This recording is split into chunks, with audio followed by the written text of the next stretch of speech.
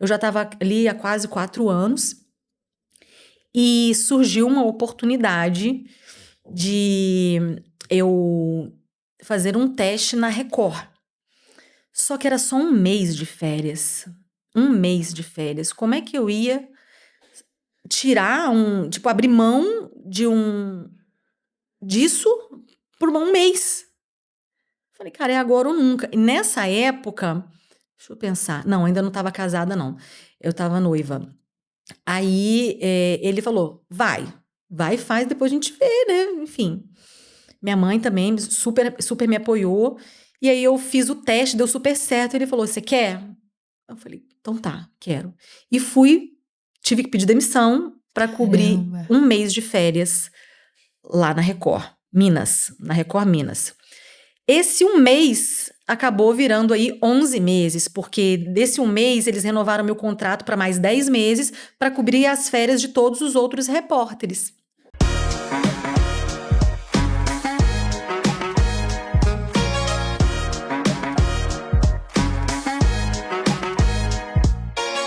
Oi, pessoal, sejam muito bem-vindos a mais um episódio do 236 Podcast. Antes de me apresentar, eu gostaria de apresentar o nosso convidado de honra, aquele que nos inspirou a estarmos aqui. Eu estou falando sobre Jesus. Sim, esse é um podcast cristão, porém todos são muito bem-vindos. Eu sou a Débora e eu tô aqui com a minha cunhada Simone. Oi, pessoal, tudo bem? Aqui, como a gente sempre fala, a boca fala do que o coração tá cheio e hoje, mais uma vez, estamos aqui para falar daquele que tem sido os nossos corações. É isso aí, hoje nós estamos com uma convidada muito querida, muito especial, é a Michele. Bem-vinda, Michele. É uma honra estar aqui falando, né, sobre a nossa vida, falando, como você bem colocou aí, sobre aquele que está na frente da nossa vida acima de todas as coisas, né? Nosso Senhor Jesus. É isso aí, a Michele é uma pessoa muito querida, ela é jornalista, é mãe, é esposa e eu tenho certeza que eu tava aqui só aprendendo com ela. É verdade, várias dicas. Tem muito a nos ensinar, gente. Eu tava aqui só anotando o que eu não anotei no caderninho, anotei na minha cabeça, porque é uma pessoa que tem muito mesmo a nos ensinar. Às vezes que eu estive com você e que a gente conversou, eu aprendi muito com você, então agradeço por você estar aqui com a gente hoje. Tenho certeza que quem assistir também vai aprender muito. E eu queria saber mais da sua história, Michele.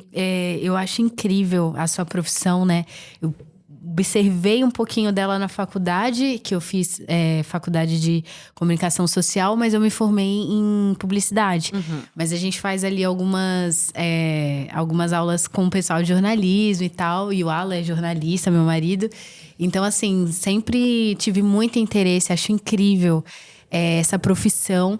E eu queria entender o que te levou a escolher, até essa escolha de carreira, como é que foi que isso aconteceu na sua vida? Olha, eu acho que assim, né, a gente, enquanto tá ali na escola, a gente já pensou em ser várias coisas. Sim. Diversas profissões. Não foi diferente comigo.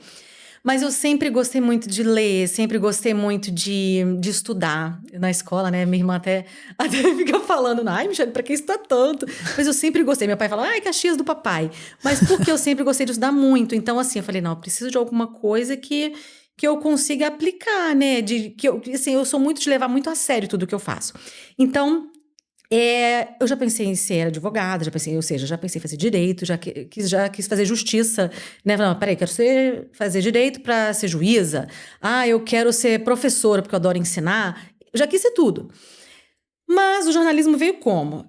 Eu gosto muito de estar com pessoas. Eu gosto muito de contar histórias. E aí veio, né, pesquisando. Não, acho que jornalismo se enquadra nisso. Mas, apesar de hoje ser repórter, você acredita que eu nunca quis ser repórter? Sério? Nunca quis. Foi meio de gaiato, já vou chegar nessa parte.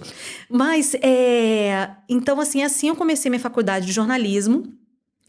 E foi bem difícil eu me formar, né? Porque, na verdade, para eu fazer a minha faculdade, na verdade, eu estudei minha vida inteira em colégio público. Então, no colégio público, a gente não tinha aquela estrutura para poder passar num vestibular, para poder, enfim, concorrer com quem já estava se preparando ali há muito tempo. Mas eu acabei estudando numa faculdade particular lá em Belo Horizonte, que eu queria muito estudar, porque eu tinha meio que uma história com essa faculdade desde criança, porque minha melhor amiga estudava lá. Quando ainda era um colégio, eu sempre quis estudar porque eu nunca pude. Então, acabou que essa escola virou uma faculdade e, na época, o curso de jornalismo lá era um dos mais bem conceituados da cidade. Eu falei, então é lá que eu quero estudar. Eu sempre quis estudar na minha vida toda, não pude no colégio, mas agora eu vou estudar na faculdade. No terceiro período de faculdade, eu perdi meu pai. Então, aí eu falei, desandou tudo. E agora? Como é que vai ser? Meu pai era o provedor da minha casa, era o esteio da minha casa. Eu só estudava, mais nada. Eu tive que passar a estudar à noite para trabalhar o dia inteiro para poder ter o dinheiro para pagar minha faculdade, porque minha mãe não tinha condição.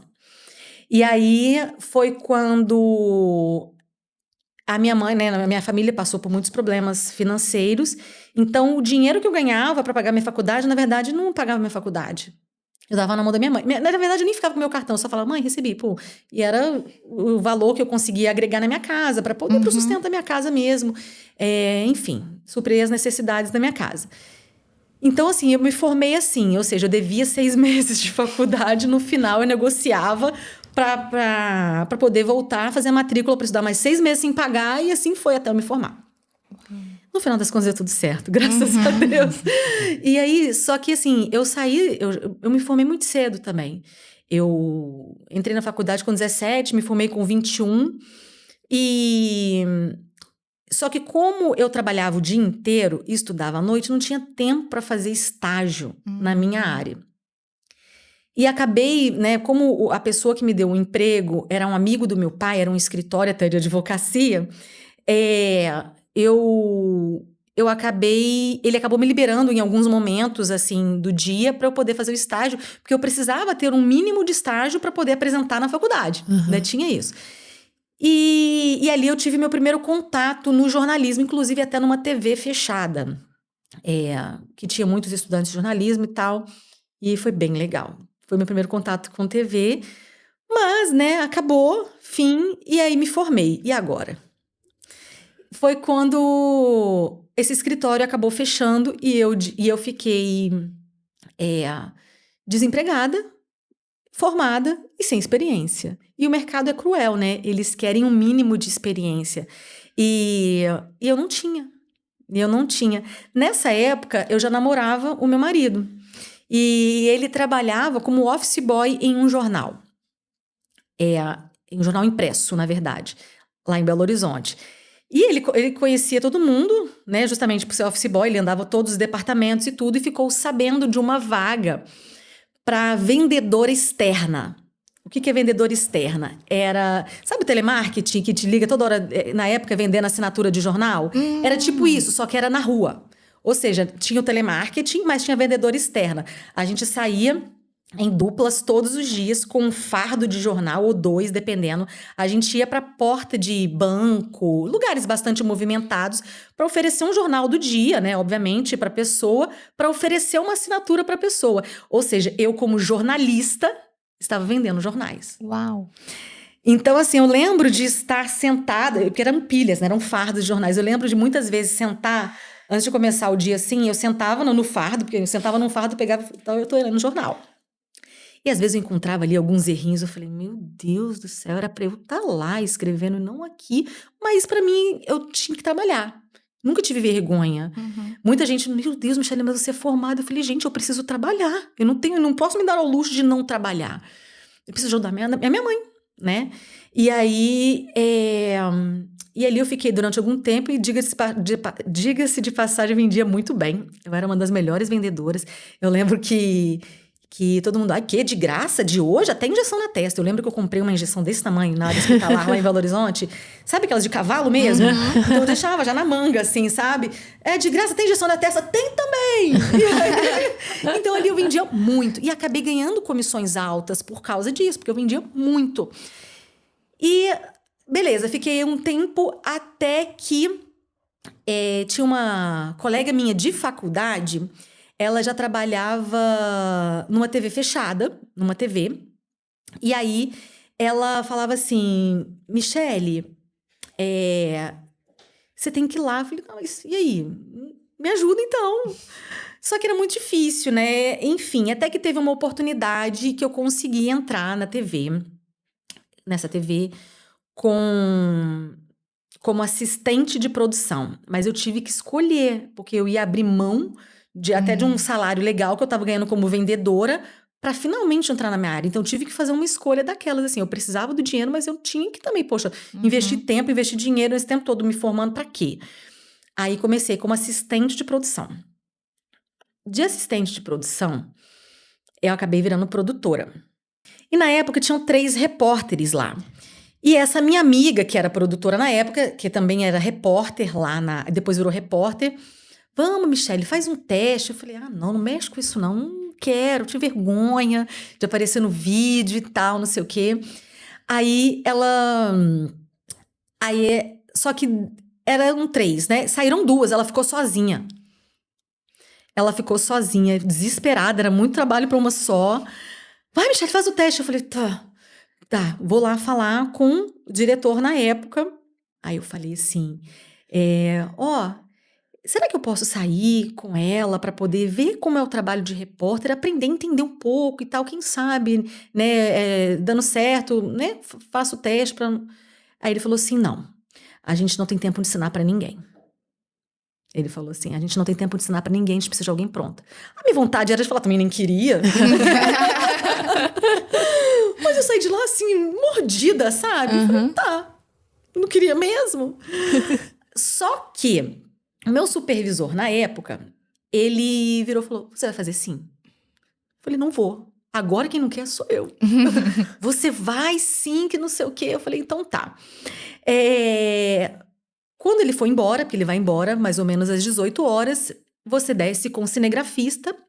Na época, alguns desses cinegrafistas trabalhavam na Record. E ele falou, você vai fazer lá um teste, eu vou colocar sua fita, era fita. Vou colocar sua fita no meio das outras, porque quem vai escolher não é ele. Eu falei, meu Deus.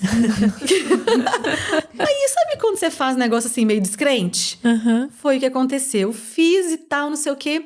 Passaram-se ali alguns dias, porque foram muitos testes. Muitas pessoas lá e tudo. Aí, daí a pouco, eu andando no corredor ali da TV, aí vem, né, aquele monte de gente andando, e esse meu coordenador só andando, olhando assim pra mim. Aí eu entendi nada, né? Aí ele, você foi escolhida. Eu, quê? Você foi escolhida. Eu falei, mas eu não quero. Então vai lá falar que você não quer. Eu falei, pronto, e agora? Assim eu virei repórter. Caramba, que assim legal. eu virei repórter. E assim, os cinegrafistas foram ali os meus maiores professores, né? Porque na prática é completamente diferente do que na faculdade, na teoria. Apesar de eu ter muita aula prática, ter tido muita aula prática na faculdade, o dia a dia é completamente diferente. Então, ali eles foram excelentes professores, até que eu já estava ali há quase 4 anos e surgiu uma oportunidade de eu fazer um teste na Record. Só que era só 1 mês de férias. 1 mês de férias. Como é que eu ia tirar abrir mão disso por 1 mês? Falei, cara, é agora ou nunca. E nessa época, deixa eu pensar. Não, ainda não estava casada, não. Eu estava noiva. Aí, ele falou, vai, faz, depois a gente vê, né? Enfim. Minha mãe também super, super me apoiou. E aí, eu fiz o teste, deu super certo. Ele falou, você quer? Eu falei, então tá, quero.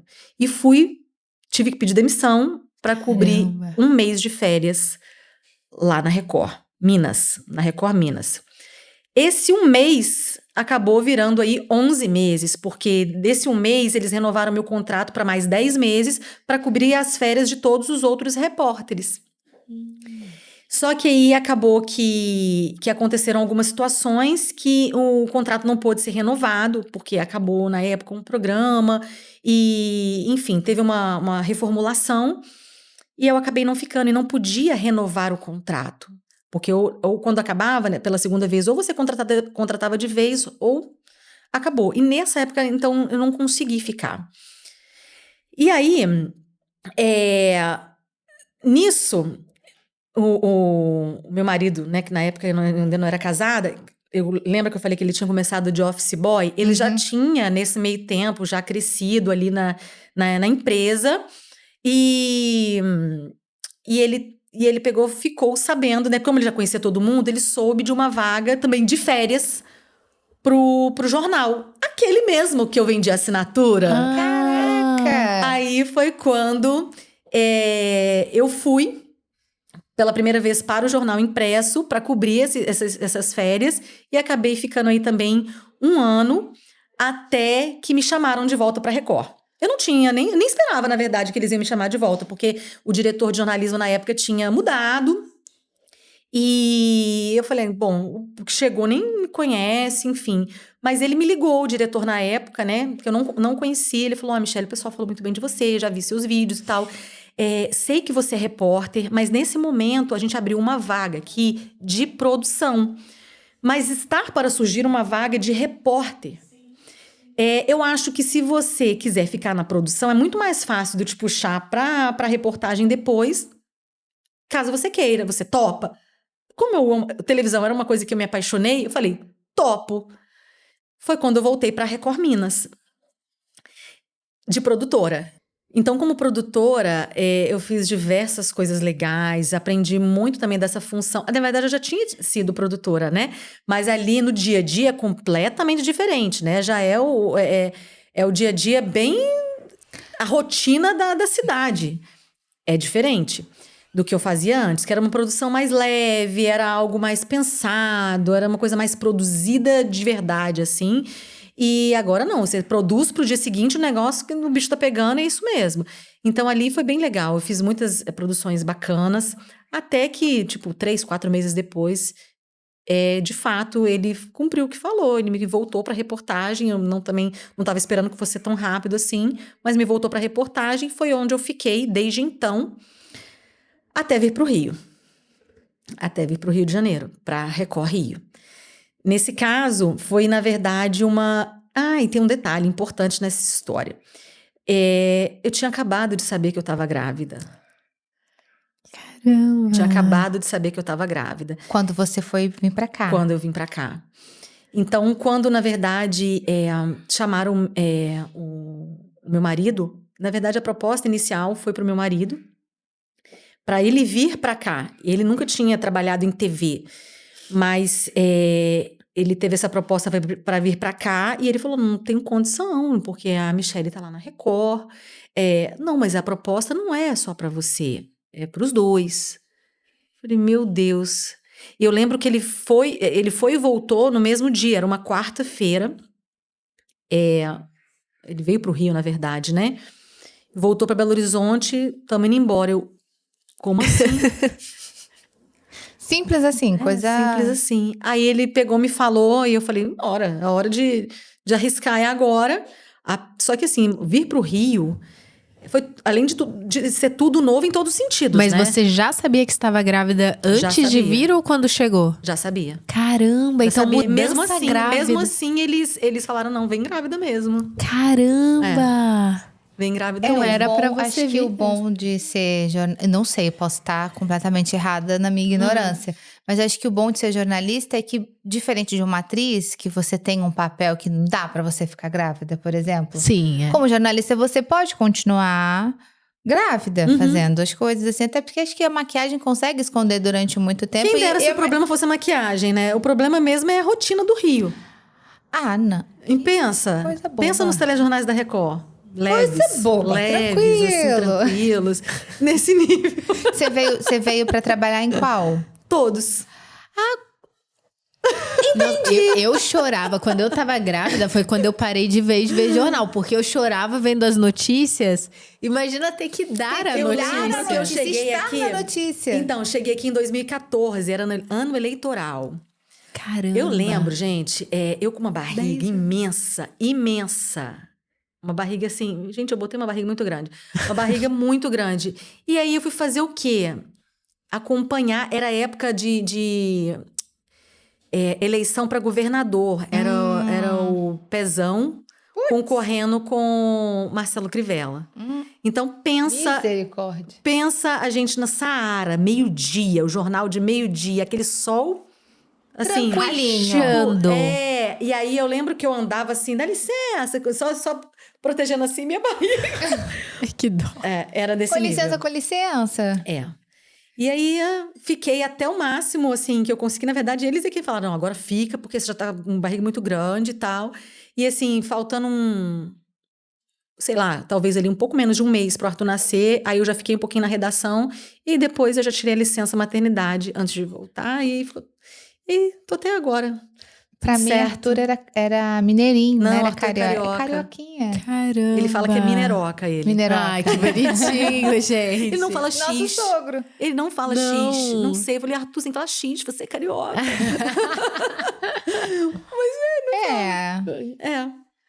É que o sotaque do mineiro é bem forte, né? Então, E é bonitinho, eu acho gente, uma que é o sotaque gracinha. mais bonito Eu acho uma do gracinha. Brasil, pra mim, é quando do eu vou, mineiro. você sabe quando eu vou pra Minas, eles falam que eu tô com sotaque de carioca. Que isso, gente? É Eu igual falei quando assim, eu vou pra São Paulo. Só falta eu falar o X, porque o resto tá igual. Eles falam Olha. isso. Eu não acho, Também né? não. Também não. Pois é.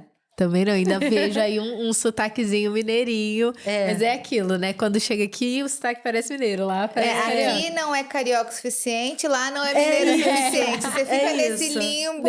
Nessa mistura. É isso. E, nossa, é muito legal ouvir sua história, Michele, e ver esse vai e vem da vida, né? E você sabe o que é legal? A gente fez Na verdade, no ano passado, eu fui convidada por uma assessora que, na verdade, é uma editora. É a editora Líder, que faz uma série, chama Série Mulheres, de várias profissões. Eles vão lançar o livro Mulheres no Jornalismo. Que legal! Ele, na verdade, ele é escrito... É como se fosse uma mini biografia de várias jornalistas. E o legal é que são jornalistas, assim, de diversas áreas de atuação. Enfim, tem uma infinidade de coisas, uma infinidade de experiências diferentes. Cada um, né? Que a gente acho que aprende muito com a história de outras pessoas, né? Sim. E não só com a forma de trabalhar, mas com a história de vida mesmo. E aí esse livro vai ser lançado, inclusive, agora em setembro, no final de setembro, lá em São Paulo. Depois, em novembro, acho que vai ter o lançamento aqui do Rio. E aí eu sou uma das coautoras. Ai, que E aí esse legal. resuminho de tudo eu conto nesse livro também. Gente, que legal! Nossa, já quero ler sua história bem legal. publicada, É, editada. exatamente. Acho isso demais. Tá E bem eu legal. queria aproveitar para te perguntar, Michele, como nós somos, né, um podcast cristão. Trava-língua? E eu conheço a sua história, conheço a sua trajetória, você é uma mulher de Deus. E eu queria que você contasse um pouco como foi essa sua história de conversão, assim, como que... Você até falou, né? Não só a história da profissão, mas a sua história de vida. Como que foi esse momento, assim, pra você? Que você se voltou pra Deus? Ou você já foi criada na igreja? Como foi essa sua história de conversão? Não, eu cheguei na igreja, eu tinha ali mais ou menos 20 anos. E aí eu cheguei na igreja, na verdade, não foi porque eu quis, porque eu tinha super preconceito. Eu era muito preconceituosa. Porque a gente, infelizmente, né, como grande parte das pessoas, a gente julga sem conhecer. Aham. E não era diferente comigo, né? A gente ouve falar e só repete, igual papagaio. Uhum. E eu tenho uma tia que na época, ela ia em uma igreja. E aí, só que ela ia numa igreja que era uma igreja pentecostal, que tinha um saião, ela não fazia nada. Eu falei, eu vou virar crente pra ficar desse jeito? Eu lembro que eu falava assim. Só que o legal é que a minha tia, ela falava assim, por mais que ela ia nessa igreja, ela sempre falou com a minha mãe assim, eu vou na minha igreja, mas para resolver qualquer problema eu vou na Universal, porque a Universal é a igreja de guerra. Assim ela falava. Aliás, ela fala até hoje isso, né? E aí, a minha mãe... E ela ficava pentelhando a minha mãe. E minha mãe começou resolveu querer fazer uma campanha, uma corrente. Toda segunda-feira, eu falei... Detalhe, era ao lado do lugar que eu trabalhava, do escritório que eu trabalhava na época ainda. Nessa época, meu pai já era falecido, né? Eu trabalhava ainda naquele escritório que eu comentei. E aí... Aí minha mãe, vou pra igreja com a sua tia. Eu falei, ai mãe, não começa não. Não começa com esses trem de crente, não. E assim, só que nessa época eu tinha tido um namorado. E na verdade foi meu primeiro namorado. E aí a gente ficou junto aí 3 anos e ele terminou comigo. E pronto. Adolescente, meu mundo caiu, desabou. E aí... Só que assim, se ainda fosse só isso, esse namorado terminou comigo, eu cheio de problema financeiro, como eu falei, não tinha dinheiro pra nada, não ficava nem R$1 comigo pra comprar nem uma casquinha de sorvete, com dificuldades em casa, meu nome ficou sujo por conta disso, enfim, problema em todas as áreas da minha vida. Não conversava com a minha irmã, fiquei sem conversar com a minha irmã 2 anos, por causa de bobeira. Mas eu era muito orgulhosa. Então, a gente não se falava. Então, a gente só voltou, na verdade, a se falar depois que meu pai morreu. Olha isso. Então, assim, em meio a tudo isso, a vida sentimental foi a última gota, sabe? Pra eu falar, pronto, quero morrer. E aí, eu alimentava esse pensamento, sabe? E aí, foi quando a minha mãe, com esses trem de crente dela, e aí eu falei, não vou. Mas se você quiser esperar uma carona pra ir embora pra casa, pra você não ter que ir embora de ônibus, eu falei, tá. Então vai lá na igreja, quando vocês estiverem indo embora, me avisa. E fui pra um shopping que tem em frente. A catedral lá de Minas, que era exatamente em frente onde eu trabalhava. Eu trabalhava no escritório que fica bem ali em frente do Diamond, sabe? E aí, cara, eu tava no shopping, olhando vitrine. Pra quê? Não tinha R$1 pra comprar uma casquinha no McDonald's, gente. Não tinha. O que eu tava fazendo no shopping? Falei, vou esperar a minha mãe, né? Cheguei lá na igreja para esperar a carona da minha mãe e da minha tia. Esse foi meu primeiro contato com a igreja. E aí, eu olhava assim, falei... Cara, eu olhava assim, pensava que o pastor era maluco. Falei, o que esse homem tá falando? Ele tá doido, né? Eu ria, debochava. E aí, quando foi no final da reunião, esse pastor, ele virou e falou assim... Olha, porque se você tá passando por isso, isso, isso... Ou seja, falou minha vida inteira, né? Eu olhei assim pra minha mãe... amanhã tem sessão de descarrego. A minha mãe, curiosa, né? Vamos vir, minha filha, pra gente ver. Eu falei, vem, descarregar o quê, mãe? Não tem nada pra descarregar, não. Aí, eu tô ótima. E pior é isso, né? Você tá na pindaíba e não assume. Aí, quando foi... Aí, no dia seguinte, na terça-feira, a gente voltou de curiosidade, porque ele falou tanto. E aí, eu voltei de curiosidade. E aí, só que assim, nisso eu já tinha tido contato com diversas religiões que vocês imaginarem. Todas. E aí eu via algumas, né, manifestações ali, que hoje eu entendo que é o mal, que eu achava que era assim, não, isso é tudo bonzinho, gente. Então, assim, eu tinha um engano muito grande. Então, assim, no dia seguinte eu voltei pra igreja com a minha mãe e desde então nunca mais saí. Nunca mais saí. Não concordava não, sabe? Com muita coisa que eu ouvia. Mas eu falei, mal não tá me fazendo, na verdade. Nisso, porque na verdade, antes eu gostava muito de ir numa igreja. Eu ia em tudo, gente, em tudo. Eu gostava muito de ir numa igreja católica lá com a minha avó, perto da minha casa. Padre bacana, gente. Pensa num padre legal. Parecia mais uma igreja evangélica. Só que, nesse momento que eu mais precisava... Eu ainda até... Não era domingo, não era tradicional, senão era quinta-noite. A igreja não entrou de férias. Aí eu falei, e agora? Então, aí, né, fui lá suprir minha necessidade. Você falou disso, eu lembrei. A minha mãe, quando ela chegou na igreja, meu avô era de uma igreja bem tradicional também. Não lembro o nome da igreja. E antigamente, eu não sei se hoje em dia é assim, né? Mas antigamente, a minha mãe, quando ela chegou na igreja, ela estava querendo se matar. Estava com uma depressão muito forte. E a minha mãe saiu para se matar. E a minha mãe falou que ela foi na igreja, que era do meu avô na época, para pedir uma oração. Só que ela estava de calça. E não podia entrar. E não podia entrar. Falaram para ela, vai para casa, bota uma saia e volta. A pessoa morre desse jeito. E aí, nesse que vai pra casa, a minha mãe saiu sem rumo e entrou na Universal, assim, tá até hoje. Mas é muito sobre isso, assim, né? Sobre esse acolhimento. Porque eu creio que hoje em dia não se faça mais isso. Mas nisso, como a minha mãe tinha chamado, ela não se matou, não aconteceu nada. Mas se ela não tivesse encontrado uma igreja com uma porta aberta, que ela pudesse literalmente vir a mim como estás, e ela estava de calça, se ela não tivesse entrado, Deus sabe que teria sido, né? Então, essa coisa da gente ter o acolhimento das pessoas. Então, é isso que eu achei legal. Porque eu tava me sentindo tão sozinha, tão vazia. Eu chorava muito todos os dias, toda noite. Eu deitava no meu quarto, eu só chorava. Porque até então eu tinha perdido meu pai ainda por cima. Então eu tava sem meu pai. Com passando todas por as dificuldade áreas da minha vida. Todas. solteira. Pensa em todas as áreas da minha vida. Todas. Completamente afetadas. Então eu só sabia chorar. Eu trabalhava por obrigação porque eu tinha que ter dinheiro pra ajudar minha mãe em casa. Só por causa disso. Porque se fosse pra mim, pra eu ter dinheiro, eu não tava trabalhando. Eu queria até parar de estudar na época. Mas enfim, continuei. E aí foi quando eu cheguei na igreja e continuei indo, não concordando com muitas coisas, até porque eu vim com uma bagagem de diversas religiões. Então, assim, eu era muito questionadora. Eu lembro que no final de todos os cultos eu ia lá e questionava o pastor. Eu falei, mas por que você falou isso?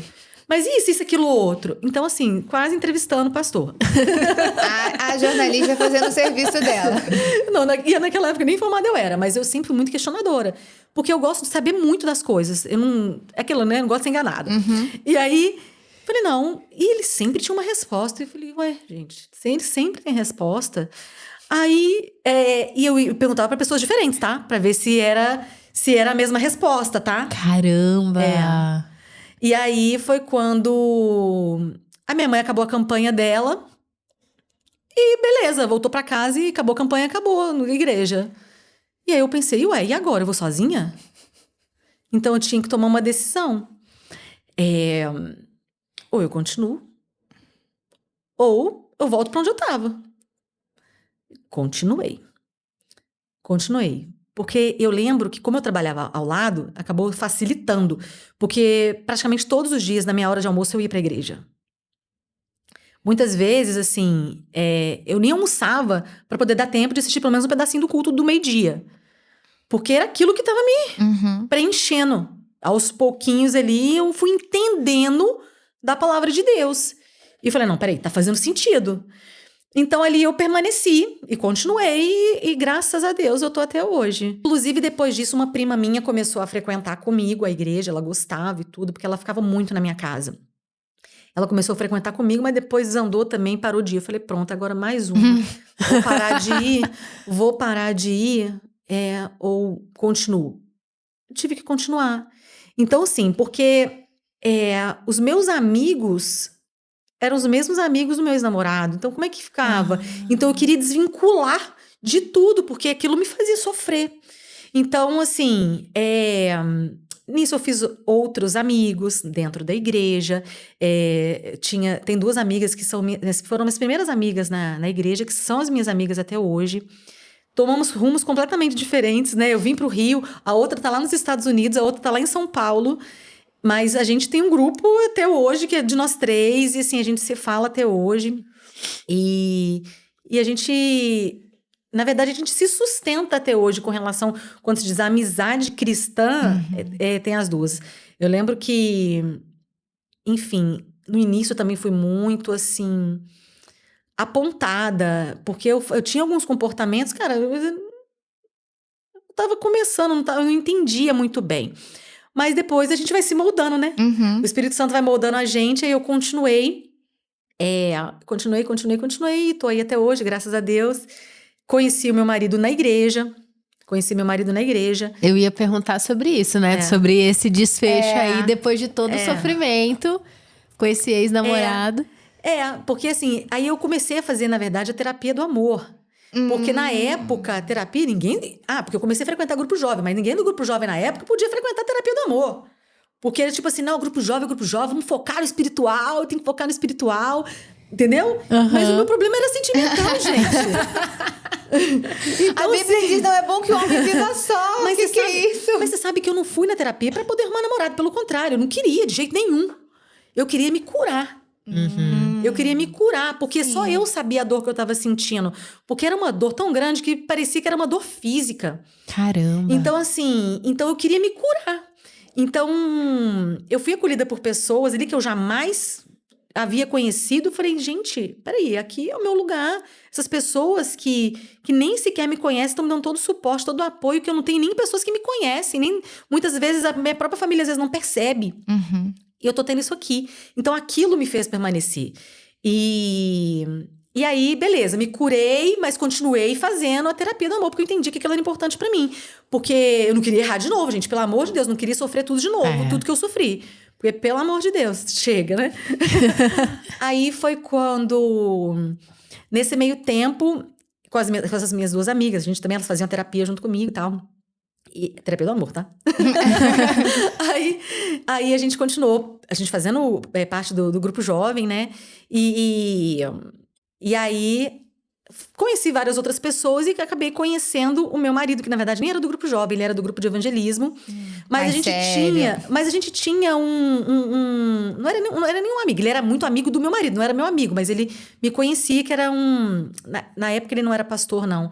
Ele, não lembro nem como é que se chamava, era discipulado, porque era Uniforça e discipulado só naquela época no grupo jovem. Ai, não lembro. Era Uniforça e discipulado. Era obreiro, ele era obreiro, mas no grupo jovem não tinha esse monte de coisa que tinha hoje. Né, que tem hoje. Sim, é. Aí, ele já me conhecia por causa do grupo jovem. E aí, o meu marido, né, sempre parecendo um prefeito, né, fala com todo mundo o tempo todo. E ele ia direto lá no grupo jovem e a gente se conheceu no grupo jovem. E viramos amigos. Amigos. Só amigos. Somente. Gente, eu juro que a minha intenção era só de amizade. É verdade. A sua era. A minha era. Mas e a dele? Exatamente. Pois é. E aí, Aí foi passando o tempo e tudo. Até que ele conversando assim, ele falou que tava gostando de uma pessoa. Eu falei, é mesmo? Quem é? Quem sabe eu não te ajudo? A Sonsa. Sempre a última a saber. Ele falou... Tipo, hoje ele fala, né? Foi um balde de água fria. Coitado. Aí... Ele achando que tava se declarando. Ele não falou, demorou. Mas quando ele me falou, eu fiquei meio que levei um choque. Eu falei que assim... você só via como amigo mesmo. Eu só via como um amigo. Eu falei, tanto que ele falou que foi o pior balde, né? Aí foi um balde de gelo. Quando ele falou, aí eu falei, mas eu te vejo como meu irmão. Ei, Simoninha! Assim, aí... Tem que até botar o corte da Alex aí na edição. O brilho sumiu. Quando ele fala que irmão já tem. Eu falei pra você, mas você não quer ser meu irmão? Não, irmão já tenho. O brilho sumiu. Não quero irmão, não. Aí... Só que depois eu falei... Aí ele falou, não, só ora a Deus. Ele falou pra mim, ora a Deus. Convicto. Aí ele me deu um livro depois disso. Ele me deu um livro chamado O Poder de Orar Juntos. E aí, ele falou assim... Aí eu fiquei fazendo a minha oração. Eu falei, Deus, tira isso dele. Mas com tudo que seja feita a tua vontade. Então tá bom. E aí nisso eu comecei a conversar com uma esposa de um pastor que estava lá na época, fazendo a terapia do amor. E aí ela foi me orientando. E nisso a gente foi conversando mais. Mas assim, eu não conseguia mais olhar. Ele não tá me vendo como uma amiga, meu Deus. Eu não queria, eu tinha até medo de falar alguma coisa e dar uma expectativa que talvez não aconteceria nada. E aí... Só que, assim, sabe quando muda algo em você? Não foi nele que mudou, foi em mim. Mas sabe assim, eu falei, tá bom, Deus, eu quero, mas não quero agora. Sabe aquilo? Eu quero, mas não quero que ninguém queira. Tipo, só reserva pra mim. Mas não quero nesse momento. Deixa reservadinha. Mais ou menos isso. E aí, até que teve aí, numa dessas conversas com essa esposa desse pastor, eu tinha muitas dúvidas e tudo, eu falei, cara, eu não quero sofrer de novo. E aí ele pegou e falou assim... Não, aí essa esposa falou assim pra mim, olha, ou você pega a sua bênção ou deixa ela passar pra outra pessoa. Aí eu falei, não. Pra que tanta sinceridade? Né? Foi logo na ferida. Aí eu falei, tá bom. Ai, mas eu não me sentia preparada para aquilo. Sei lá, né? Eu tava assim, caminhando na fé, não queria perder o meu foco, mas ao mesmo tempo eu não queria passar por tudo de novo. E aí eu falei, quer saber? Detalhe, eu tava com 20 anos, 21. Não, 20 anos eu cheguei na igreja, Eu tava com 21 para 22 anos. E aí eu virei para ele E falei, bom, se é pra ele desistir, que ele desista logo, né? Pensei logo comigo assim. E eu falei assim, olha só, eu não tô aqui procurando namorado. Eu quero é um marido. Falei, eu quero um marido. Porque você já sabe da minha história e eu não quero mais errar. Então, se você não tiver esse mesmo foco, se você não tem essa mesma intenção, nem vamos começar nada. E aí foi quando ele falou, mas eu também. Porque ele já tinha tido uma história também dentro da igreja que deu errado. E aí foi quando ele falou, mas eu também não quero mais errar. Eu cansei de errar. E aí, e aí ele falou, também não quero uma namorada, eu quero uma esposa. E aí foi quando a gente começou a namorar aquilo ali, mas meu filho foi correndo pra casa, né? Porque eu não queria nem dar um beijo. Eu não queria. Aí eu falei, meu Deus do céu, meu Deus do céu, meu Deus do céu. Sabe aquela na fé? Ai, meu pai. Aí no dia seguinte, a gente já falou, beleza, então beleza, é isso que você quer? Beleza, tá, bom, seja o que Deus quiser. E aí nisso a gente começou a namorar. No dia seguinte, a gente já sentou juntos pra assistir a reunião no domingo, porque na época a terapia do amor era sábado, né? E aí o bispo lá na frente, vamos fazer a oração dos casais. Eu falei, pronto. Gente, eu acho que o melhor momento de quem começa a namorar, o melhor momento de vergonha de quem começa a namorar é isso, aí na oração de domingo, na oração dos casais. Morrendo de vergonha. Porque pro crente não é anúncio no Instagram, no Facebook. Era quando ia a oração na dos frente, casais na igreja. Eu lembro que quando eu comecei a namorar, meu marido é daqui do Rio, eu era lá de Santos. Muita gente não sabia. Na verdade, foi meio assim, repentino também, né? Então, muita gente... Só minhas amigas mesmo assim que sabiam. Então, quando falou... Tá, tinha um homem do meu lado que ninguém nunca tinha visto na igreja. De outro lugar. E aí, lugar pequeno, todo mundo se conhece, né? Quando for oração de casal. E eu lembro que eu tava com vergonha, então assim, eu não ia fazer nada. Quando ele pegou na minha mão, entrelaçou a mão mais e ou menos puxou, isso. eu falei, meu Deus! A gente vai até dura, né? A gente vai até dura. Aí, beleza. Não, foi no altar. O problema era isso, não era nem no lugar. Vamos pro altar. Não, é no altar, era lá na frente. Ai, tá. E pra piorar, né? O bispo no final, pode dar o beijo. Pode dar o beijo na sua esposa, na sua namorada. E ali... Foi o nosso primeiro beijo, acredita? Caraca! Ali. Aí tá, né? Aí foi acontecendo e tudo. Até que a gente namorou durante ali 2 anos e 7 meses e casamos. Estamos aí, fizemos 15 anos de casados agora em julho. Que 15 legal. anos, Nossa, então vocês casaram no mesmo ano que eu. É, também. 2009. Isso. E também foi em julho, não foi? Junho. Eu casei em junho de 2009. Casei em dia 25 de julho Eu casei 13 de junho. de 2009. E lá se vão 15 anos. 15 anos. Que legal! Gente, nossa, muito legal essa história, Michelle, de verdade. Muito legal conhecer. E ainda mais, assim, vendo, conhecendo você, nunca imaginei, né? Todas essas reviravoltas, as nuances, né? Todas as nuances. Por isso que é muito legal parar e conhecer a história das pessoas, né? A gente sempre aprende. E ela que lida muito com a história dos outros. É bom a gente ouvir um pouco da pessoa que conta história, né? Exatamente. E assim, e o legal é que desde sempre a gente teve sempre o mesmo objetivo, o mesmo foco. Lá a gente não tinha tipo assim, é meu ou é seu? Enfim, é tudo nós, né? Então assim, quando foi para essa decisão para vir para o Rio, foi o nós. Então, assim, o que nós vamos fazer agora? Qual é o nosso próximo passo? Por exemplo, quando a gente casou, a gente não tinha casa própria, nossa casa era alugada. Mas, filhos, não, nós vamos comprar primeiro a nossa casa. Então, assim, a gente foi tudo muito planejado, tudo muito pensado, sempre colocando, obviamente, Deus na frente de tudo. Tudo foi foi fruto de muito propósito, muita oração, enfim, porque se não for assim, né? É claro a vida que já é tão difícil sem oração, né? É. Se a gente não tiver ali com o nosso joelhinho no chão. O tempo todo. E como que você ter um alicerce, né, faz toda a diferença. né? De fato, a casa construída sobre a rocha, ela permanece, né? Vocês, eu acho até bonitinho, né? Esse detalhe que você falou que o primeiro beijo foi ali na igreja. dentro da igreja, mas é legal isso, né? Você já tinha sofrido, não queria mais sofrer e decidiu fazer algo diferente, né? Uma coisa que a gente fala aqui, tem uma frase muito famosa, acho que é até de Einstein, que é loucura você fazer a mesma coisa e esperar um resultado diferente. E às vezes as pessoas estão vivendo uma situação que ela erra uma vez, ela erra de novo, e ela continua vivendo a mesma situação, mas não faz algo diferente, né? Que foi o que você fez. Mesmo com as suas dúvidas, mesmo você indo lá todo dia questionar o pastor, mas mesmo assim, que bom que você foi e que você permaneceu e tinha dúvida, ia lá e questionava mesmo o pastor, mas estava ali fazendo algo diferente. E trouxe um resultado diferente para sua vida, um desfecho diferente, né, para sua história. O bom é que ela questionou o pastor, né? Hoje a gente estava até falando sobre as pessoas hoje em dia estão questionando o Google.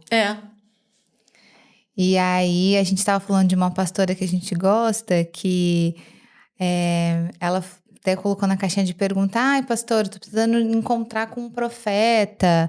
E ela falou assim: você quer um profeta? Tenho vários para te indicar aqui, ó. Jeremias, Zacarias, quem é que você quer? Tem do menor, tem do maior. Você tem vários profetas disponíveis e você quer que um homem que fale para você algo que você pode consultar a Deus. A pessoa fica dependente de adivinhações, né? E hoje em dia as pessoas, elas consultam pastores e não o seu pastor. Porque o pastor, ele conhece a sua ovelha, né? Então, você vai me falar uma coisa, você me conhece. Então, Deus vai te usar para me responder, mas eu não gostei da tua resposta. Então, eu vou procurar uma outra pessoa. Claro que, assim, tem coisa que vai ter aquilo que você vai saber que Deus falou assim: olha, isso daí não tá muito legal, não. Vamos olhar mais um pouquinho, vem aqui falar comigo, né? Ou então, foi o que você falou, você consultava várias pessoas para você saber se aquilo ali ia ser, e a palavra era a mesma. Sim. Podia ser de forma diferente, mas o contexto era o mesmo espírito. Era o mesmo espírito. E não, esses dias eu vi alguém falando que... Na verdade, você não queria que alguém te falasse o que você queria ouvir. Não, mas você queria pegar, era a contradição. Não, e eu queria entender de verdade. Eu falei, não, peraí, será que é isso mesmo? Porque, como eu falei, eu tinha uma bagagem, eu tinha muita letra. Eu tinha muitas teorias na minha cabeça, por já ter ouvido, por já ter praticado diversas situações. Então, eu já tinha aquilo ali pra mim como certo. Eu falei, aí eu me deparo com uma realidade totalmente diferente. E eu falei, não, mas por que esse é o certo? E não o que eu aprendi até aqui? E aí, eu falei, tá, então... Sabe quando você tá na escola, você quer constar... Você não entendeu muito bem a explicação desse professor, você vai ter outro pra ver se aquele explica de uma forma melhor? Era mais ou menos isso. E tem uma coisa legal, que uma dessas pessoas que cuidou de mim quando eu cheguei na igreja... era um pastor também, na época ele era... não tinha muito tempo de casado assim, mas como ele me ajudou. Ele me ajudou muito, porque ele tirava todas as minhas dúvidas em todos os sentidos. Cuidou literalmente de mim. Só que nessa época, paralelamente, ele cuidava também do meu marido, porque meu marido se desviou dentro da igreja. Então, assim, ele cuidava do meu marido também. E assim, hoje... e a gente não sabia de nós dois, e na verdade a gente sequer pensava que a gente ia ter alguma coisa algum dia. Eu nem conhecia. E aí passou um tempo, esse pastor que hoje é um bispo, ele foi embora. Pronto, fiquei órfã. Fiquei órfã, mas era mais uma vez, eu vou continuar, eu vou permanecer, porque eu já não tenho mais ele. É a hora que eu tive que depender só de Deus. Realmente, até o que a Simone falou dessa pastora, ela... No final que ela falou isso, ela fala uma coisa que eu acho que se encaixa aqui. Ela falou assim, não terceirize a sua vida espiritual. E você enfrentou isso no início da sua caminhada, né? Porque não tinha ninguém pra te dar esse suporte. E realmente, tendo alguém pra segurar a sua mão e ir junto, é muito mais fácil. Mas precisou perseverança da sua parte, né? E eu acho que tem uma hora também, aquilo que eu já falei, que a minha mãe sempre falou pra mim, que o Espírito Santo tem ciúmes da gente. Então, se ele vê que você vai ficar muito dependente daquela pessoa, ele vai te tirar. É. E o legal é que, assim, aconteceu no momento certo. Que Deus também sabia que eu ia permanecer, sabe? Porque eu dependia de mim só. Era uma escolha, né? Hoje em dia a gente se depara com escolhas todos os dias. E eu tive que fazer uma escolha naquele momento. E o mais legal de tudo isso é porque na época também não tinha nem redes sociais. Eu tô falando aí de final de 2005 para 2006. Então vamos colocar aí quase 20 anos. Esse pastor foi embora do Brasil. Ele foi para os Estados Unidos. Pronto, aí que não tinha rede social nem nada. Não tinha contato. Não tinha nenhum tipo de contato, nenhum. E naquela época a gente mal sabia para onde eles iriam. Só que aí com esse negócio foram passando-se ali, né, os anos. E aí veio redes sociais, achei, porque eu procurei. mas mais por gratidão, sabe? Sim. Por querer saber, caramba, onde é que essa pessoa está. E aí, no final do ano passado, olha isso, eu tô falando de quase 20 anos. No final do ano passado, eu seguindo ele nas redes sociais, ele falou assim, aí eu vendo, me deparei com a rede social dele, Rio de Janeiro. Aí eu falei, Eu ia te perguntar, é o pastor que tá em Botafogo? Não. Não. Mas ele foi pra tá. Botafogo logo de cara quando ele veio. Agora ele não tá mais em Botafogo. Aí, o que é o Bispo Wagner? É o Bispo Wagner. Aí, ele foi pra Botafogo. E eu, assim, eu sempre via nas redes sociais dele, nos Estados Unidos e tal. Aí eu já comecei, amor, o Bispo Wagner tá no Rio. Aí, pronto, daquela semana eu falei, domingo nós vamos lá. E ele já tinha, né, me adicionado também nas redes sociais e tudo. Ele já via que a gente, né, tava junto, que a gente já tinha, né, o filho e tal. E aí, fomos lá num domingo. Gente, foi uma nostalgia, mas assim, eu fiquei tão feliz, mas tão feliz, mas tão feliz, mas assim, de gratidão mesmo, sabe? Porque, meu Deus, por causa do cuidado, do zelo que ele teve por mim naquele momento, ele e a esposa, foi que me fez permanecer, porque a estrutura, a base que ele me deu da palavra de Deus, porque até então eu não tinha esse conhecimento, foi que me fez permanecer. Então, no final, ele olhava... na oração dos casais, ele olhava assim pra gente, já assim... Sabe, a gente muito feliz. No final ele veio, abraçou a gente, ele olhava pra um, daqui a pouco olhava pro outro, porque ele cuidou de nós dois, assim, ao mesmo tempo, mas assim, sem saber nunca. Que nós foram iríamos momentos diferentes. totalmente distintos. Porque quando eu cheguei na igreja, eu nem sonhava em conhecer meu marido. E aí, nem ser amiga dele. E aí, e o meu marido, que tinha se desviado dentro da igreja, também cuidou dele naquele momento. Meu Deus. Então, eu assim, tinha legal, escutado, mas né? ainda não tinha entendido, É. sabe? E assim, aí ele olhava assim pra mim, olhava pra ele, ele olhou assim pro meu marido e falou, caramba. Depois olhou pra mim, que família linda vocês formaram. Ai, que legal. E tipo assim, e ele falou assim, olha, isso pra mim foi um renovo, porque ver que aquilo que ele plantou, na verdade, lá atrás, ele e a esposa plantaram lá atrás, deu frutos. Verdade. Deu frutos. É verdade. Então, assim... E hoje a gente, né, tem as nossas profissões, a gente tem as nossas responsabilidades, mas hoje a gente dá aquilo que a gente recebeu. Sim. Por isso que eu faço questão hoje de estar sempre presente na igreja, não só participando dos cultos, mas como voluntária em diversos trabalhos, porque eu sei o quanto aquilo foi importante para mim no momento que eu cheguei, sabe? Aquela questão do acolhimento, de uma oração, de uma palavra ou de um abraço. Então, assim, aquilo fez muita diferença. Então, hoje, por isso eu faço questão de dar aquilo que eu recebi. Porque eu sei que isso pode fazer diferença na vida de uma pessoa. E até no caso, hoje você é mãe, né? E você também, eu sei que você também ajuda com os jovens da igreja, os adolescentes, Os pré-adolescentes. pré-adolescentes que Não, já não são crianças, adolescentes. Não são crianças, São não são pré-adolescentes. jovens. Os pré-adolescentes. E hoje eu também ajudo, né, no Ministério Infantil, na IBI. E a gente sabe o quanto que isso é um apoio para aquela mãe, né? Você tá ali disponível para aquela criança o quanto que às vezes é o único momento que aquela mãe tem ali pra ela, de um autocuidado. Porque a vida espiritual, você cuidar da sua vida espiritual é você cuidar da sua vida inteira. É um momento de autocuidado, né? Sem se preocupar. Porque sabe que seu filho está em boas mãos. Tá bem ele cuidado. Tá sendo, não tá ali num momento de recreação. Ele tá ali aprendendo, de acordo com a idade dele, a palavra de Deus. Tá tendo aquele apoio, aquele suporte espiritual da forma que ele precisa. Isso eu acho muito importante. Inclusive, né, hoje eu faço parte do Força Teen, né, que é o FTU. E quando nós escolhemos fazer parte desse grupo, foi justamente para aprender e entender para quando meu filho chegar nessa fase. Sempre uma mãe visionária. Visionária. Uma mãe visionária. E pensando nessa idade que é um pouco mais difícil. Todo mundo fala. Né? Então, peraí, eu tenho que aprender logo, né? Como é que esse pessoal tá pensando, a forma que eles pensam, a forma de ensinar. E é muito legal. Eu sou apaixonada por esse grupo. E você vê 2 mundos ali dentro, né? Você vê o mundo da criança que cresceu na igreja e você vê o mundo da criança que tá chegando, que tá visitando. Da criança não, do adolescente, né?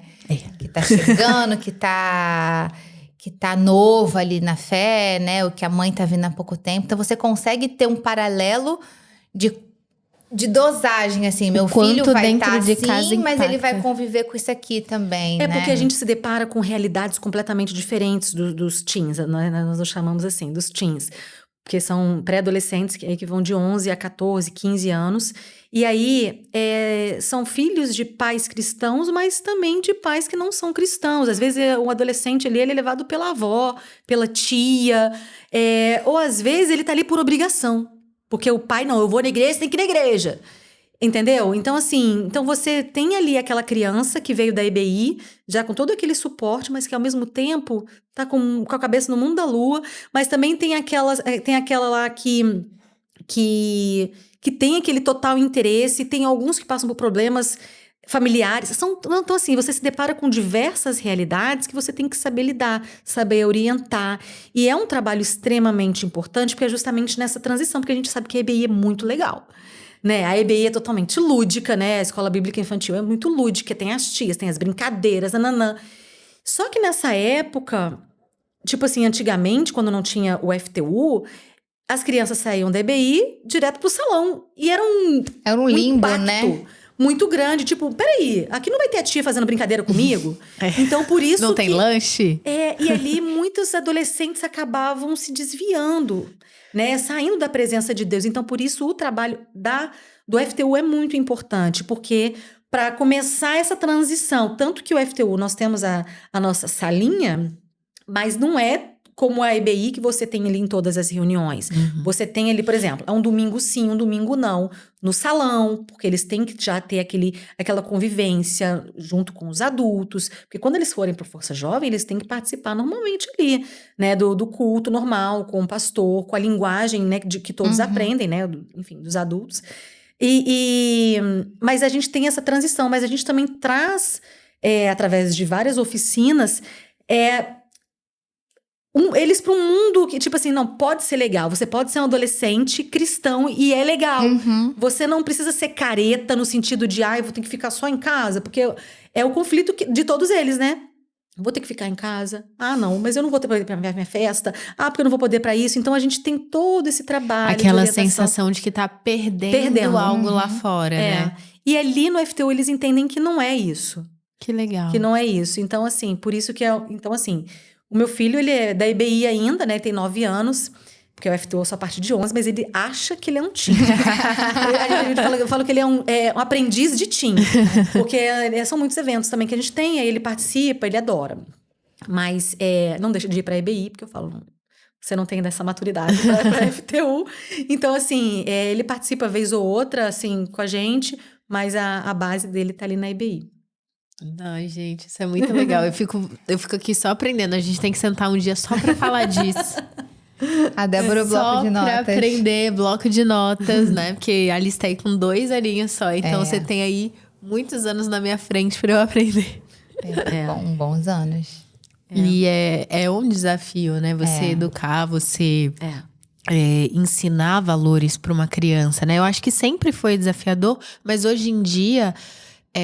antes, eu acho que a gente tinha uma noção, né? Eu, no caso, a Simone, que fomos criadas na igreja, a gente tinha uma ideia, assim, no imaginário do que era o Sim. mundo, do que a gente estava perdendo. Hoje não, hoje é muito exposto, hoje tem uma vitrine muito fácil, né?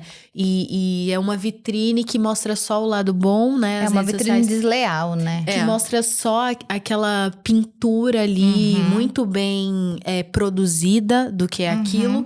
Então é muito mais fácil de enganar, ainda mais adolescentes, Até porque crianças. eles estão muito precoces. E tudo está acontecendo muito mais cedo, né? Por exemplo, hoje a criança de 9 anos... Gente, eu brinquei de boneca.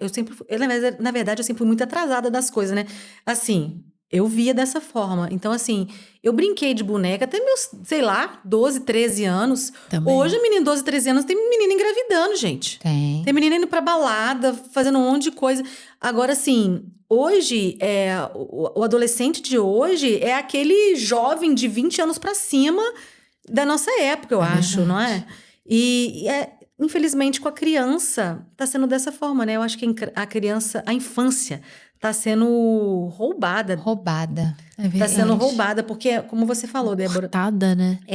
Porque hoje em dia são muitas coisas que são apresentadas, sabe? Eu sinto falta, igual eu faço questão de fazer com meu filho muitas coisas que eu fiz na medida do possível, né? De brincadeiras, né?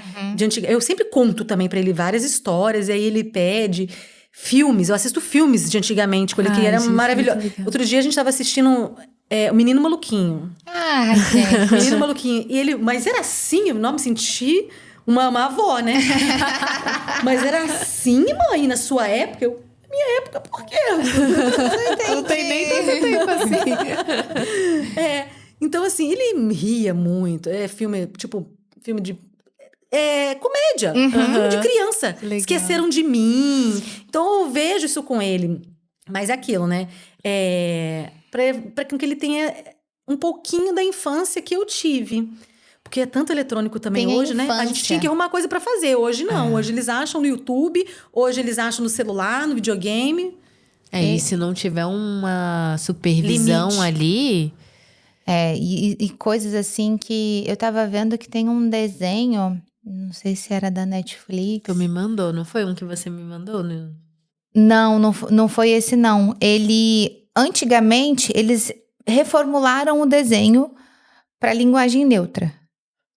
Eu já tô vendo bastante isso. Era um desenho normal, assim, com a linguagem normal da língua brasileira, né? Que tá lá bonitinha. E eles reformularam o desenho para linguagem neutra. E pro personagem principal não binário.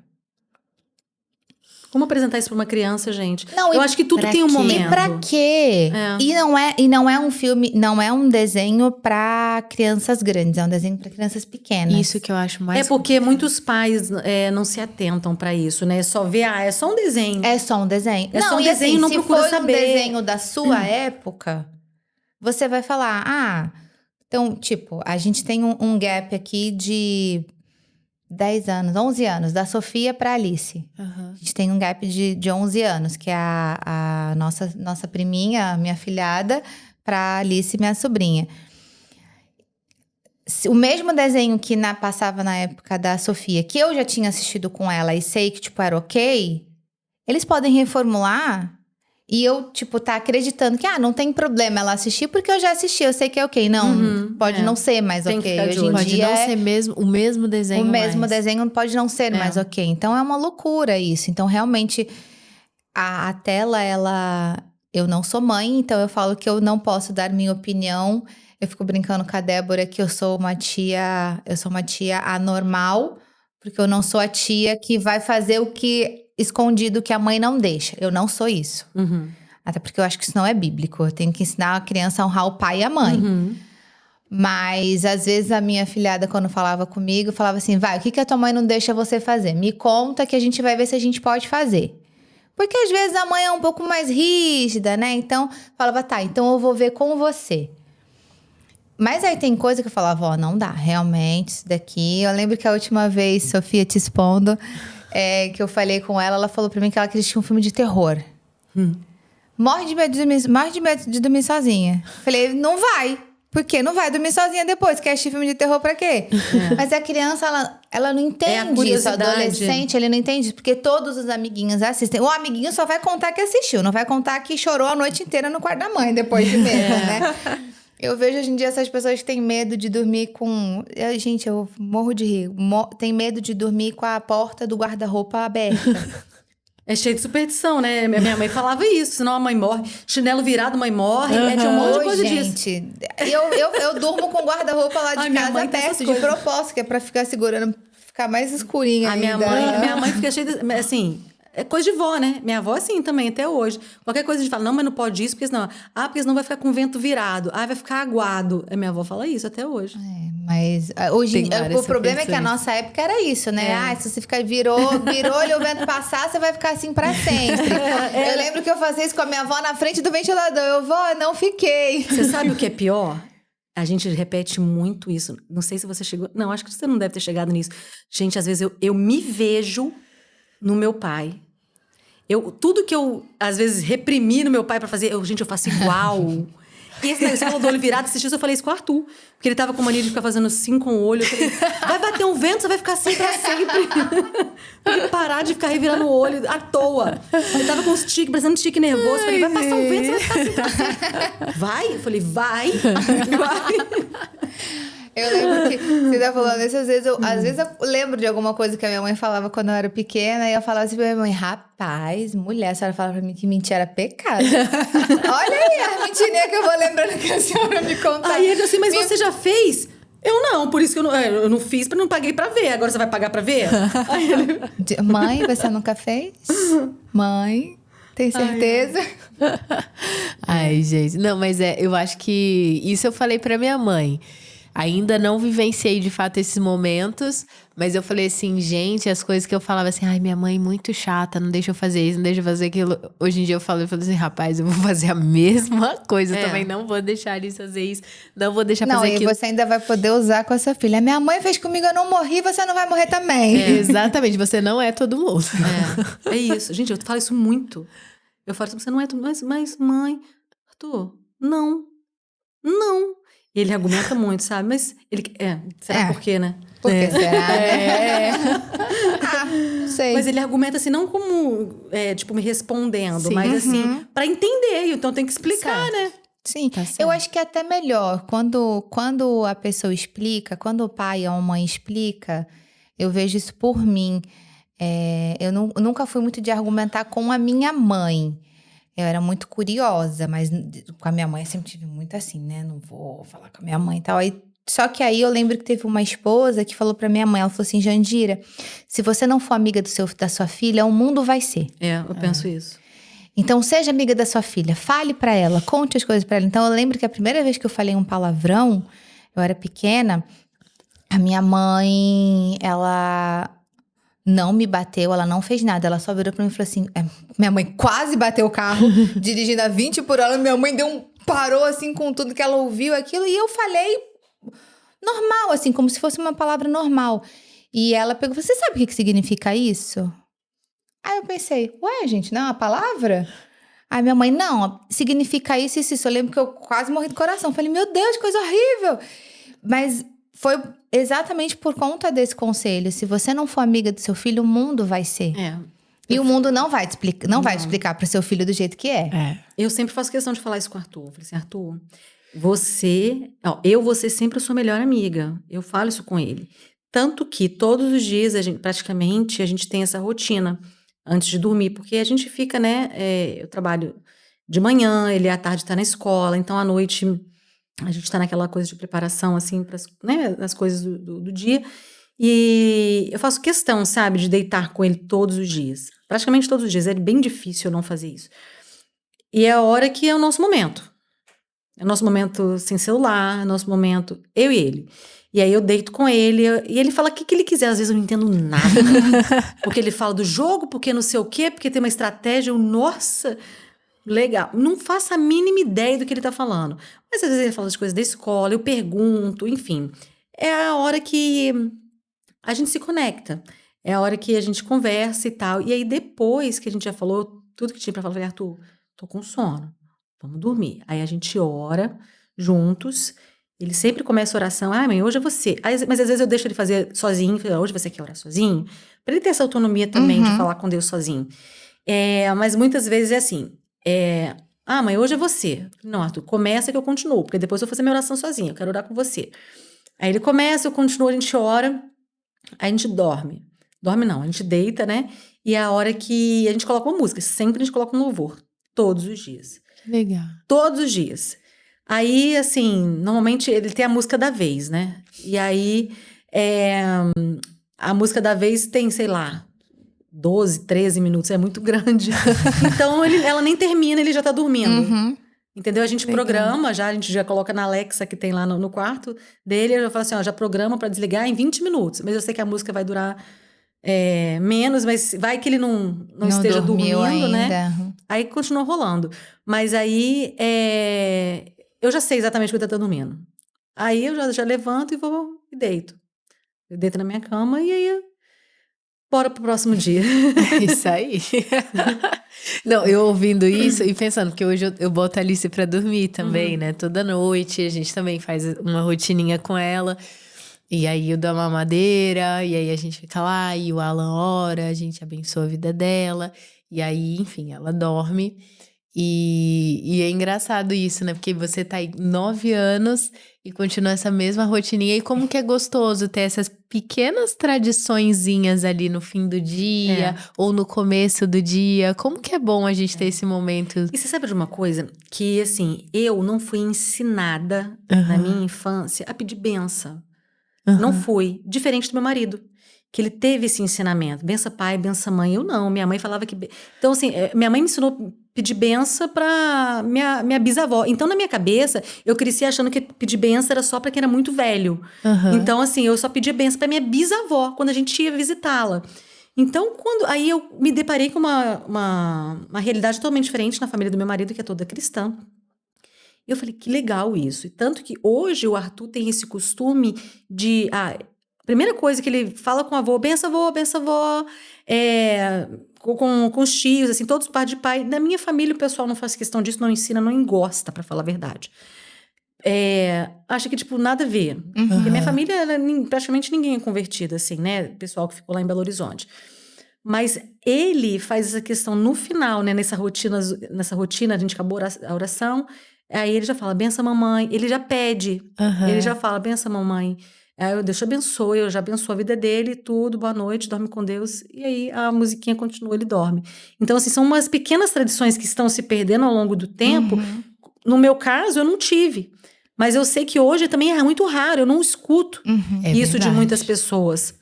E aí, ele continua fazendo. E eu acho isso bem legal da gente... dar essa continuidade, né? Tem coisas que eu acho que não devem ser perdidas, né? São valores. Eu concordo.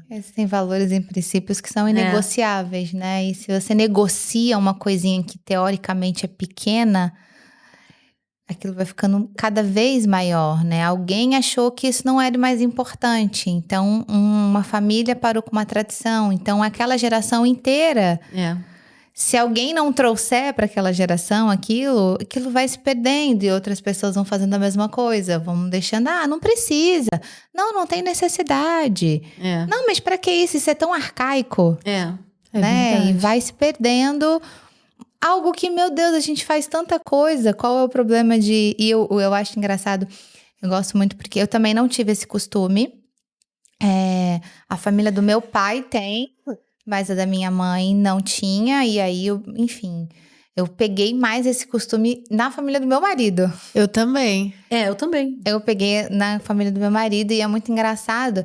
E eu gosto muito porque normalmente a minha avó, por parte do pai, quando você fala benção, ela fala Deus te dê boa sorte. É muito engraçado, a minha avó é baiana. E a minha avó ela sempre falou, Deus te abençoe, Deus te abençoe. Mas o que eu gosto ainda mais do nosso sogro é que quando você pede bênção, ele fala, eu te abençoo em nome de Jesus. Ele fala, porque Deus ele já te abençoou. Então eu, como teu pai, tenho o poder de te abençoar. Autoridade. Então, autoridade para te abençoar. Então eu achei muito mais legal. Então é muito gostoso. Benção sogro, cheguei, benção sogro, tô saindo, benção sogro, porque eu fui abençoada 2 vezes no meu dia. É verdade. Legal. E isso, a Alice, né, com 2 anos, muito novinha... Eu já até falei pra ela, benção, pede a benção. Mas assim, nunca forcei ela. Mas já tinha sugerido isso pra ela, né? Mas eu achei engraçado. Eu já tinha falado algumas vezes pra ela, fala, filha, pede bênção pro seu avô e tal, sua avó, quando via, né? Mas a primeira vez, e acho que única até então, né? Ela não fala muito, tadinha. Mas a primeira vez que eu vi ela pedir bênção, você vê como que é importante o exemplo. Foi um dia que eu cheguei, tava na casa dos meus pais, aí cheguei e falei, bênção. Eu pedi a bênção, eu não mandei ela pedir, eu pedi pra mim. E aí me disseram, Deus te abençoe, e aí ela falou, bênção. É engraçado, né? exemplo. Que é o exemplo. É literalmente. muito melhor do que eu falar pra ela fazer, é eu fazer e ela ver. E realmente o quanto que isso pesa, né? O exemplo. O meu marido também, até hoje, ele liga. Primeira coisa, benção pai, benção mãe, é assim. E tanto é a mesma coisa, ele liga pros meus sogros. Hoje é comum, já é natural. Mas antes não, meus sogros, eles faziam questão. Eles não tinham esse negócio assim, tipo, cadê a benção do vovô? Cadê a benção da mãe? Então eles sempre faziam questão. Então, assim, no início, que era algo, tipo, às vezes, pra quê? Eu não tenho costume disso, né? Mas acabou, ele entendeu o sentido daquilo e hoje é um costume. Eu acho que tudo é questão de hábito, né? É hábito, exato. A gente tenta criar hábito pra tanta coisa, né, gente? É verdade. E aí a gente deixa hábitos tão primordiais, assim. Então, gente, você pedir Benéficos. bênção, você está pedindo literalmente para você ser abençoado. É verdade. Né? Muito legal. Ai, Michelle, eu amei o nosso Eu papo. também, eu também. Aprendi muito com você novamente. Uma história muito bonita. Uma história muito Obrigada. bonita. Sério, eu amei.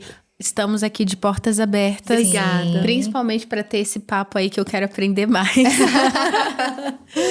Vou ter que vir com o meu caderninho para aprender mais, pra gente conversar mais sobre educação de filhos, porque realmente é um assunto que me interessa muito. Mas eu tô muito feliz, assim, muito obrigada mesmo pela sua presença. Foi maravilhoso. Obrigada, muito bom imagina, eu que mesmo. agradeço o convite, porque eu acho que é o seguinte, né? Eu acho que ser cristão é isso, você tem que ser cristão em qualquer lugar. É isso aí. Não é só cristão dentro da igreja, você tem que ser cristão no trabalho, você tem que ser cristão na rua, dentro do carro, você tem que ser em todos os lugares, né? Enfim, e poder mostrar para as pessoas que é possível você realizar sonhos, é possível você alcançar objetivos e mostrar que Deus é que está na frente de tudo, proporcionando todas as coisas, é que faz tudo valer a pena, né? A gente honrar o nome do Senhor Jesus. É isso. Importante. É verdade. Deus, ele realiza literalmente sonhos, né? Até mais do que a gente pensa, né? Porque você não se imaginou sendo jornalista. Nunca. Mas Deus já tinha te Inclusive, imaginado. meu telefone não tá aqui, mas inclusive, o meu fundo de tela do telefone é um print de uma frase que fala exatamente isso. De uma frase que eu li da dona Cristiane Cardoso, que fala justamente sobre isso, que às vezes a gente não entende uma determinada situação que está acontecendo com a gente. Às vezes é algo que às vezes está até machucando. E a gente começa a questionar Deus. Mas no final das contas, a gente percebe que a vontade de Deus foi muito melhor do que a nossa. E ela, de fato, foi perfeita e agradável também. Mas para chegar naquele ponto, teve que ter o processo. Sim. Isso é verdade. É isso. Só aguenta viver o propósito quem aguenta viver o processo. Às vezes não é fácil, tá? Não é, não. É muita pancada.